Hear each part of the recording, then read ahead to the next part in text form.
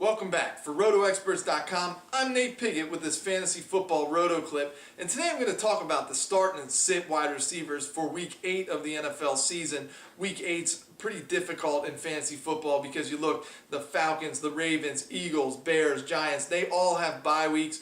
A lot of top receivers are going to be out, so you're going to have to search deep on your roster. You're going to have to look at the waiver wire to try to find replacements for those guys. And, I have 3 players I like this week. First of all, Jabbar Gaffney of the Denver Broncos. They head over to London to take on the San Francisco 49ers, a team that just got lit up by Brandon LaFell and David Geddes of the Carolina Panthers. Those two last weekend had 14 receptions, over 200 yards, and 2 scores. There's no reason why Brandon Lloyd and Jabbar Gaffney can't outproduce those guys this weekend. Gaffney actually leads the Broncos in receptions, so even though Brandon Lloyd's getting a lot of the attention this year, Gaffney has established himself as a reliable receiver, especially in PPR leagues. But this week, I think he's a great start in all formats. So get Gaffney into your starting lineup. He's a big athletic receiver, should be a good target in the red zone for Kyle Orton as well. And now, speaking of big athletic targets, Dez Bryant of the Dallas Cowboys, he takes on the Jacksonville Jaguars, maybe the worst pass defense in the NFL.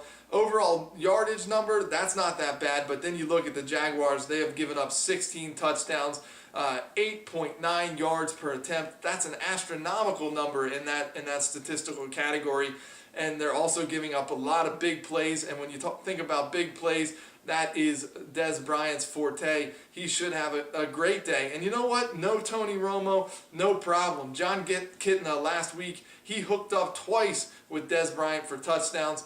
I think the rookie makes a number of big plays. If you're in a league that counts return points, he's an absolute no-brain start, but I think you can start him in every league anyway.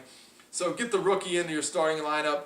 And the last player I want to talk about, Pierre Garçon of the Indianapolis Colts. This is an obvious start, but not only am I going to recommend that you start Garçon, I'm going to say he's going to be a top 10 wide receiver this weekend as the Indianapolis Colts host a Houston Texans defense that is giving up 306 passing yards per game. Peyton Manning is going to carve these guys up. And with Austin Collie and Dallas Clark out of the lineup, Pierre Garçon becomes the clear-cut number 2 wide receiver in that offense. I think you got to start Pierre Garçon, and I think he's going to have a phenomenal weekend. Let's move on now and talk about 2 receivers you're going to want to leave on the bench. First of all, Donald Driver and the Green Bay Packers, they head to New York to take on the Jets. And the Jets, they now have Darrelle Revis. After the bye week, he should be completely healthy. Played earlier in the season, but looked a little bit hampered by injuries. But now he's back.